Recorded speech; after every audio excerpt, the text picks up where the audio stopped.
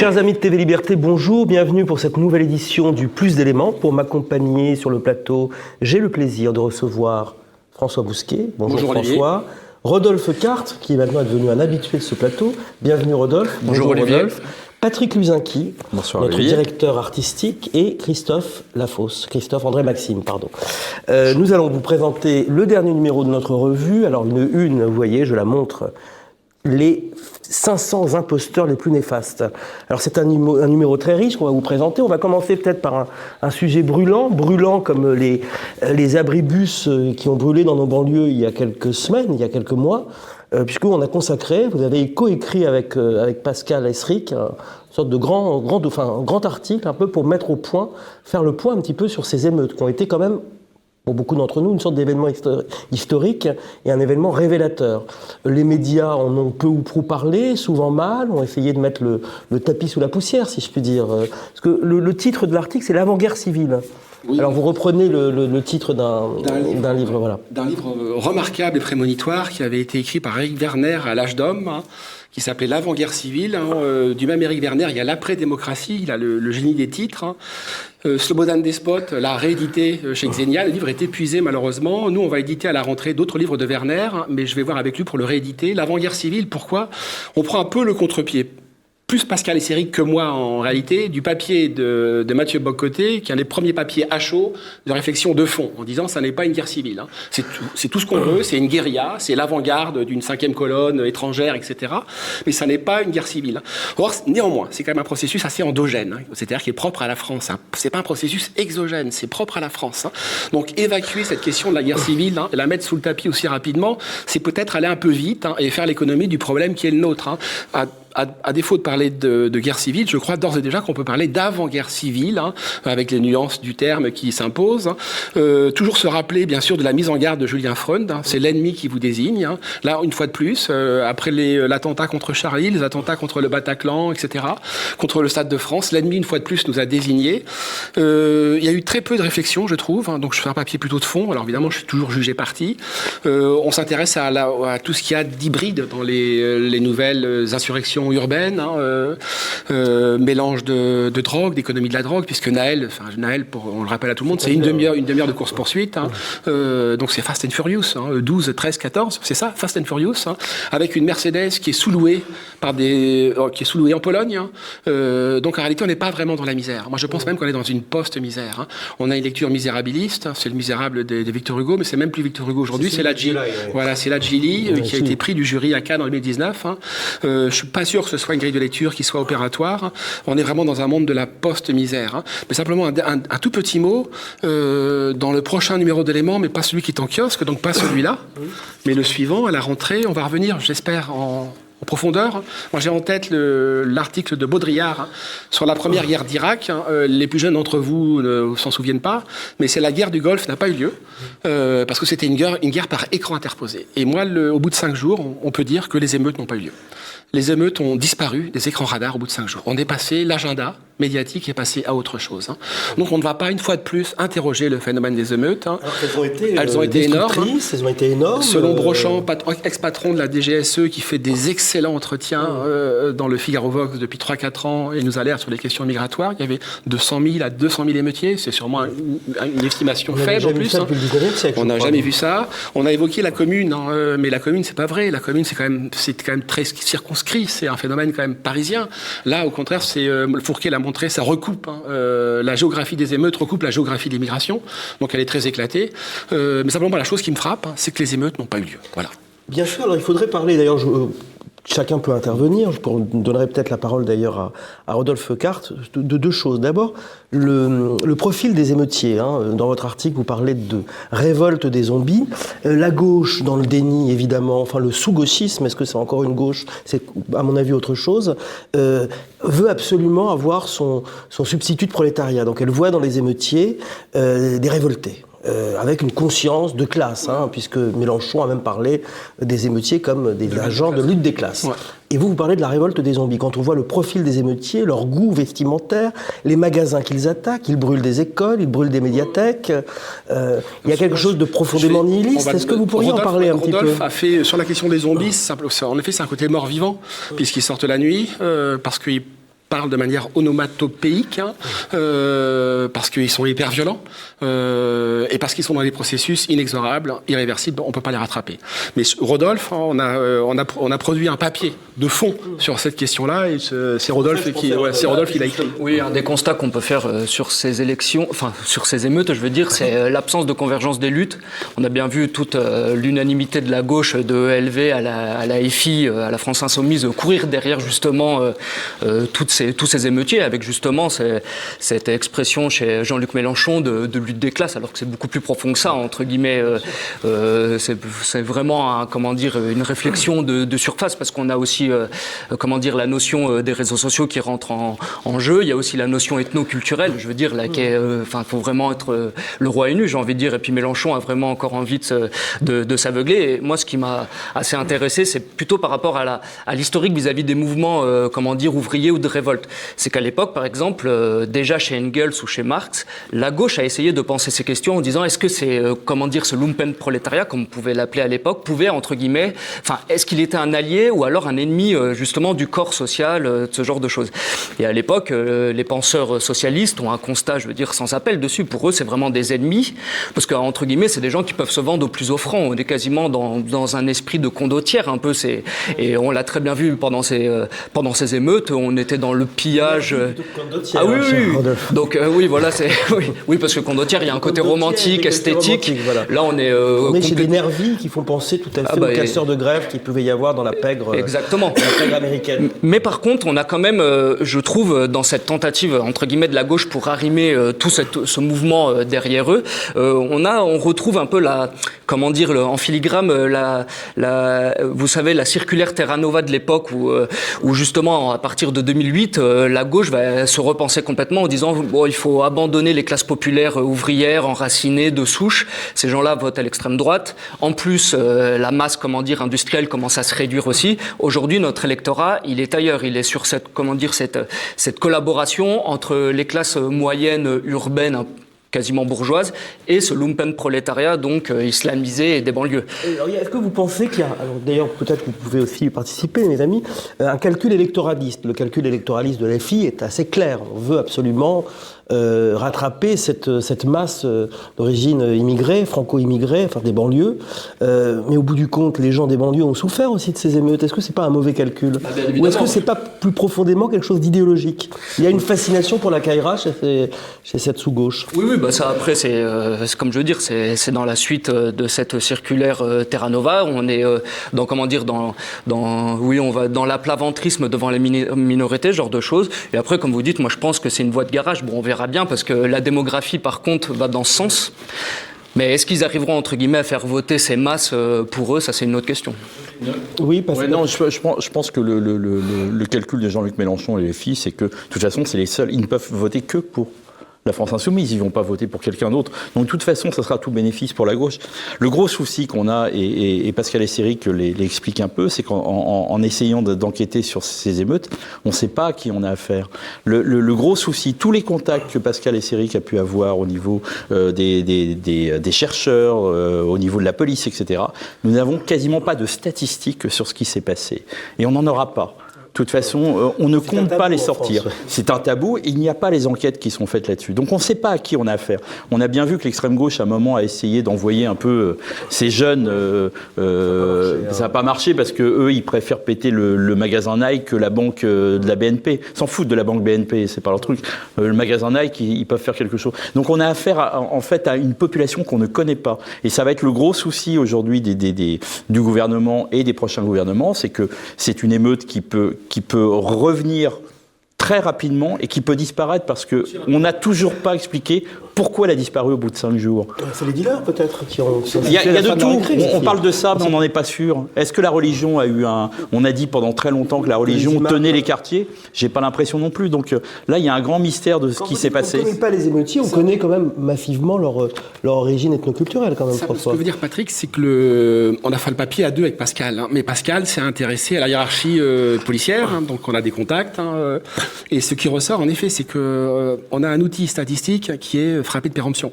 Alors que nos voisins, c'est le constat, hein, nos voisins espagnols, italiens, anglais, allemands ont un appareil statistique très supérieur au nôtre, hein, pour un tas de raisons, nous, mais en particulier pour des questions idéologiques. On le voit à l'INED. Hein. Voilà, on ne veut pas voir ce qu'on doit voir. C'est le mot de Philippe Cadic. Qu'est-ce que c'est le réel? C'est ce qui reste quand on a tout débarrassé. Mais c'est d'ailleurs l'idéologie. Nous, on veut pas. On a conservé l'idéologie. Donc, on peut pas. En médecine, on peut pas poser un diagnostic si on n'a pas une radiographie. Donc, on n'a pas de radiographie. C'est une question de structure du pays. Je crois que la France est la seule qui a créé des banlieues. En fait, les Allemands n'ont pas ça. Les Anglais ont plutôt des zones pavillonnaires. Et les Italiens et Espagnols ont des populations très différentes. Peut-être juste revenir pour le côté finalement totalement apolitique de cette masse qui se révolte. Ils ne font pas de politique. Ils ne sont pas dans la politique. Et moi, je voudrais peut-être redire même sur il y a un aspect ludique de ces révoltes et nihiliste, mais nihiliste au sens d'un rien vagabond presque. Et moi, je voudrais peut-être revenir par le petit bout de la lorgnette sur la matérialité des choses, mais des choses authentiques. Dans leur tribune, François et Pascal ont parlé notamment de la voiture. Effectivement, on a affaire à des jouets, en fait, à des jouets symboles d'une forme d'américanisation ou autre. On a une espèce de Mercedes jaune absurde, surdimensionnée, avec un moteur surpuissant, conduite par des mineurs, avec effectivement, qui vient de Pologne. On est entre l'enfantillage, le sous-salafisme et le dealer. Il y a un mélange de ça, et ils s'en prennent à des cibles. C'est une révolte qui n'a pas de caractère politique, puisqu'ils auraient pu s'en prendre à des symboles, y compris de la République, qui sont un peu flous. Ce sont des écoles, ils auraient pu s'en prendre à des mairies, pas tellement. Et puis il y a aussi l'obsession vraiment consumériste, c'est effectivement, ils pillent Nike et Lidl en fait, des symboles d'un monde rêvé pour eux aussi, mais qui s'effrite, qui n'est rien, qui n'a pas de structure. Ce que tu dis, c'est ce qu'on dit dans le fond du papier. On reprend les travaux de Roffer et de Jean-François Guéraud, qui sont des criminologues, hein, et qui sont les théoriciens de ce qu'ils appellent les guerres hybrides. Hein. On est dans le processus d'hybridation. Moi, j'appelle ça la charia de la Caïra, même si la question musulmane n'était pas centrale. Hein. Il y a eu une église, à ma connaissance, il y a eu une église à Marseille qui a été vandalisée. C'est tout, pas plus. Hein. Donc, la cible n'était pas religieuse. Hein. Moi, je crois qu'on est au cœur des logiques dostoïevskiennes du ressentiment. Ce sont des créatures, pour ça que je prends moi, la comparaison des zombies, c'est que c'est vraiment l'univers du souterrain. Dostoïevski est l'auteur des Mémoires du sous-sol. Les Mémoires du sous-sol avaient fasciné Nietzsche. Nietzsche, quand il tombe là-dessus, il se dit « Ah, la théorie du ressentiment est validée par Dostoïevski, par le génie romanesque de Dostoïevski. » On est au cœur des mécanismes du ressentiment. Et c'est une haine intransitive, hein, qui ne se soigne pas. On n'a pas d'outil pour ça. Et cette haine, néanmoins, elle se cristallise sur la France. C'est-à-dire qu'on ne tape pas les gens, on nous casse l'épée avec la République. Hein. On n'a jamais démoli quelqu'un en lui disant « Sale républicain ». C'est sale français, sale blanc, sale Michel, sale Gaulois. Voilà. La passion française de l'abstraction, la République, c'est un slogan. Je vous parle à propos d'un concept qui m'a intéressé, d'ethno-sadomasochisme. On connaît le concept d'ethnomasochisme. Là, vous avez beaucoup... Faye avait lancé l'idée d'un ethnomasochisme, au fond, mais le Taguieff aussi. Oui. On voit que les travaux se recoupent de Taguieff, Louis Taguieff, il appelle ça la xénophilie. C'est pas la xénophobie, c'est l'antithèse. Ça m'a marqué. Hein, mais parce que c'est une relation SM. Hein. Si on regarde bien les LFI, rappelez-vous le type là que Grégoire de Fournas, Grégoire de Fournas avait dit qu'il retourne en Afrique. Hein. Bilongo, merci Rodolphe. Ouais. Le mec se fait taper dessus. Ouais. Donc on est au cœur d'une relation, d'une relation sadomasochiste, qui est une relation morbide, suicidaire, nihiliste, mortifère. Nous avons d'autres sujets abordés, mais j'aimerais finir quand même pour montrer. J'ai été fasciné, peut-être comme vous, par les images de la manifestation du comité Adama, où on voyait notamment Sandrine Rousseau et le pauvre Louis Boyard arriver dans la manifestation, et on sentait qu'ils étaient coincés entre la peur et le frétillement. Ils se sentaient du côté des gens très bien, mais Louis Boyard est typiquement quelqu'un, même physiquement, qui appelle à certains égards, en tout cas pour les voyous, le lynchage. Il faut bien le dire. Donc c'est assez terrifiant même. Il a une tête de bolos, comme ils disent. C'est qu'il existe un mépris pour cette petite gauche. Un mépris évidemment pour Louis Boyard. Dont les valeurs sont opposées. Alors puisque nous parlons de Louis Boyard, nous allons passer au deuxième sujet, les 36 familles d'imposteurs. Il y a 501 imposteurs. Alors là, fait partie de ces merveilleux dossiers d'éléments, puisque c'est pas la première fois qu'on fait le jeu, non pas des 7 familles, mais des 36 familles. Alors, il y a les familles du populisme. Qu'est-ce qu'on avait fait d'autre d'ailleurs ? Rodolphe avait fait les youtubeurs. Et dans une autre vie, on avait fait les 36 familles de droite. Les 30 familles de droite. Les 36 familles, là, j'en ai compté 36 familles d'imposteurs. Alors, je peux en citer quelques-uns. Sectes et gourous, les couards, les faux nobles, les femmes savantes, les flics de la pensée, les plagiaires. Je crois qu'il y a aussi les écolos. Enfin, on peut pas tous les citer, parce que 36 familles, c'est beaucoup. Et là, vous allumez quand même, François, vous canardez. Vous l'avez fait avec Daoud Borizala. Avec Daoud Borizala et puis Pascal Esséric. Et puis on a été aidé par Christophe, par Patrick. Certains nous ont soufflé des noms. Parce que c'est un numéro d'été, qu'il faut s'amuser. Et puis un podium. Et un podium. Le podium, on peut. Peut-être le podium, on le voit. On peut le dire. Il y a un quiz. Évidemment, il y a Bernard-Henri Lévy, Sandrine Rousseau, Jacques Attali, Marion Cotillard. Ça peut surprendre. Oui, parce qu'elle avait un côté un peu. Mais pour nos épouses qui lisent la presse féminine, Marion Cotillard et l'écologie, c'est un poème. Je veux dire, elle vit dans un truc de 5 ou 10 millions d'euros pas à Las Vegas, à Hollywood. Elle voyage en avion privé et elle nous bombarde de tracts. Elle bombarde de tracts les ploucs que nous sommes et les somewhere que nous sommes. Elle, c'est une anywhere en disant veille à la planète, etc. Donc ça s'est imposé. Manuel Valls, moi j'adore Manuel Valls. Il est formidable. Maintenant, masochisme. Moi, je me permets de lire. Il arbore un CV de traître long comme un Paris-Barcelone. C'est à lui seul 50 nuances de trahison. On doit en être à la saison 7 ou 8. S'il y avait un prix Ganelon ou une bourse Judas, il la décrocherait chaque année. J'aimerais citer cette phrase de Richard Millet sur Manuel Valls, parce qu'on parlait d'ethnomasochisme. Richard Millet disait que Manuel Valls, quand il le voyait, on avait l'impression qu'il sortait d'une séance de flagellation. C'est vrai qu'il a une tête un peu comme crispé, et on sent il se fait flageller, on peut le piétiner, et il sera toujours parmi les... en essayant de se placer. Je peux vous dire qu'il a piétiné beaucoup de gens quand il était ministre de l'Intérieur et puis Premier ministre. Mais il serait qu'il a quelque chose de congestionné et que la cravate lui fait qu'il accorde du pendu. Mais bon, c'est un traître d'exception. Il y a les sportifs, bien sûr, c'est-à-dire Karim Benzema, les faux sociologues, Geoffroy de la Ganache, dit la ganacherie, les humoristes pas drôles, Charline Vonnecker. Alors il y a aussi des repêchés. Là, par contre, je ne sais pas si les repêchés c'est plutôt positif ou pas. Parce que j'ai vu que dans les repêchés des humoristes, vous avez mis François Roland qu'on aime tellement. Donc, est-ce que repêché c'est positif ou c'est... Ah, c'est très bien, d'accord. Repêché. Parce que... Pourquoi ? Qu'est-ce que c'est qu'un repêché ? Par exemple, Charity Business, évidemment, c'est Bernard Kouchner, c'est le pape François, c'est Bob Geldof, c'est Jacques Croze-Marie, on s'en rappelle, les plus jeunes d'entre vous s'en rappellent pas, mais c'est l'Arc. Yves Montand, Vive la crise, Georges Soros, Mark Zuckerberg, les Restos du Cœur, etc. En repêché, Ronnie Broman. Oui, Ronnie Broman, parce que c'est un type assez intéressant. Je sais plus si c'était cohérent et MSF ou Médecins du Monde, Médecins sans frontières. Donc repêché dans les escrocs. Alors les gens vont sursauter, mais Jean-Marie Le Pen. Parce que quand même, il faut quand même le dire, ou Paul Morand. Jean-Marie Le Pen, mais c'est pas l'accabler disant ça, c'est que bon, l'héritage n'est pas très clair, mais c'est pas grave. L'escroc peut être sympathique. Voilà, évidemment, dans les escrocs, les inclassables qu'on adore, repêché, il y a Roland Dumas. Rappelez-vous le mot de Mitterrand sur Roland Dumas, pour le droit, j'ai Badinter, pour le tordu, j'ai Roland Dumas. Fut un temps où il était affreux, Roland Dumas, mais aujourd'hui, il est merveilleux, il est courageux, il est courageux. Dieudonné, puisqu'il n'a plus le droit de citer Blanche Gardin. Elle a fait des sketchs assez merveilleux. Jean Lassalle, qui aurait dit que Jean Lassalle deviendrait quelque chose d'aussi énorme que moi, j'ai jamais réussi à le comprendre, pour tout vous dire. Moi, je trouve qu'il est fantastique. Nadine Morano, Nadine qui mord des anneaux. Donc on a décidé de se faire plaisir. C'est un peu l'ADN d'Éléments, c'est 36 familles. C'est des gens, c'est vraiment, on rit beaucoup. Et Pascal a fait un quiz, parce que c'est les jeux de l'été. Voilà, les jeux de l'été, puisque ça se lira à la plage. Mais il va de soi que nous avons 500 imposteurs, mais que nous pourrions très largement étoffer cette liste. Pourquoi ? Parce que la figure de l'imposteur, c'est notre introduction. Évidemment, c'est Tartuffe ou l'imposteur. Le sous-titre de Tartuffe, c'est ou l'imposteur. Il y a des imposteurs de toute éternité. Mais de fait, aujourd'hui, ils prolifèrent parce que le cadavre est pourrissant, moribond, et il est vampirisé par des punaises. Et moi, je reprends le mot de Chirac sur Sarkozy. Il faut lui marcher dessus du pied gauche parce que ça porte bonheur. Donc on s'efforce de marcher sur tous ces imposteurs du pied gauche parce que ça porte bonheur. C'est très bien, François. Petite, moi, insiste sur Sandrine Rousseau. Est-ce que c'est vraiment quelqu'un qui est dans la posture ? Moi, je pense que c'est une demi-débile, Sandrine Rousseau. C'est une demeurée ?